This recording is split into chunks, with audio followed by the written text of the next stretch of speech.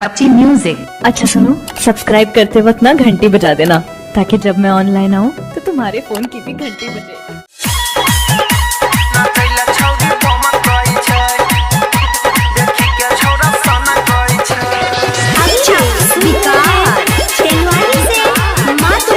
DJ Shankar Premnagar. DJ जब धमकई छै रे रे रे नचैला छौरी बमकई छै देखी के छौरा सनकई छै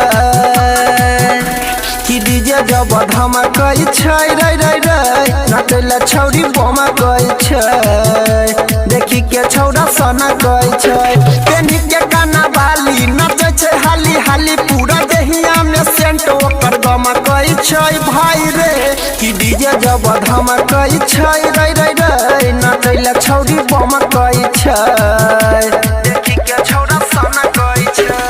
DJ Sanjeet Raj, DJ Sanjeet Raj Premnagar, Premnagar. DJ Vikas, DJ Shankar, DJ Shankar,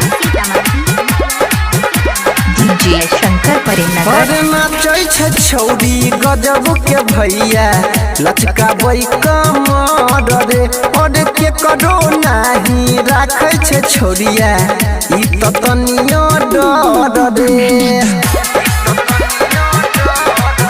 अरे नाचै छै छौरी गजब के भैया लचकाबै कमर रे अरे के करो नाही राखै छै छोरिया ई त तनियो डर रे। लगाबै भोजपुरी खाना खाबै छौरी चूड़ी एकरा ढोरही बोले जर लाइट चमकई छै रे रे रे कि डीजे जब धमकई छै नचैला छौरी बमकई छै देखी के छौरा सनकई छै। DJ Shankar, DJ Shankar Premnagar, Premnagar, Premnagar. DJ Vikas. अभी आप सुन रहे हैं सीतामढ़ी से माँ दुर्गा म्यूजिक की प्रस्तुति। डीजे संजीत राज प्रेमनगर। अरे डीजे वाला लंग कराई देलकै छोरिया खूबे मार रे अरे अनिल परवीन राइटर सोनू करै छै गोली के फायर रे